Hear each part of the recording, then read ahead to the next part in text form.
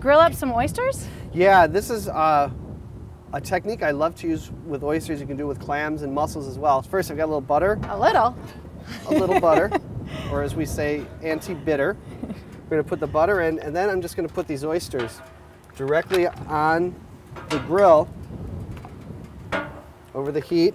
And so these oysters have been chilled, and these are fresh, live, chilled Blue Point oysters. And how do you check to make sure that they're fresh? If they're closed, it means they're still alive. Okay. And so then they're fresh. If they're open at all, even just a slight bit, then don't use them. They're dead. Okay. So we're going to just put these on.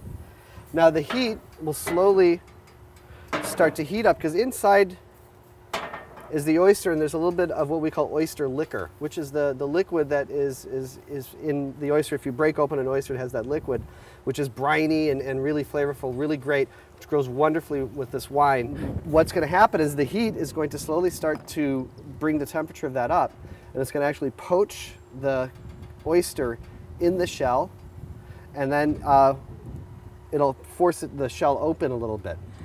This is what the Chimney Rock Élevage Blanc, and this is actually from Napa Valley, but the name is very reminiscent of French wine. Élevage means generally to take care of the wine in French, and it's actually based on what we call a Bordeaux blend, which traditionally is Sauvignon Blanc and Semillon. And Sauvignon Blanc adds the crisp acidity, and Semillon would give it body.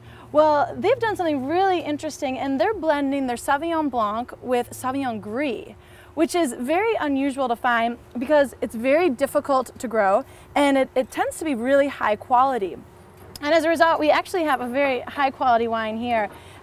This wine is brilliant. It's a wine that needs to open up as well. It's something that you don't want to take out of the fridge and start drinking right away. You can, there's nothing wrong with it, but when this wine is going to show well is about 10, 20, even 30 minutes after it's been opened. And why it goes so well with the oysters is that, like the oysters, it's very unctuous and rich, but it's not an overwhelming flavor. I'm going to put a little bit of tarragon in this butter that I have melting.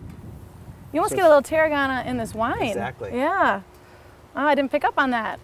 So as you can see right here, this oyster is beginning to open. That makes shucking pretty easy, help them out a little bit. Oh, wow. A little right on there. Another reason why I like this wine is that it's made by a woman. So we got to give her props for making such a beautiful wine. Now I'm going to use a little bit of fresh arugula. Often when you think of oysters on the half shell, they're served on a bed of seaweed and some ice, and we don't really want to do that because these are cooked. So I'm going to serve them just on a little bit of arugula, and that's it. Oh, that looks beautiful.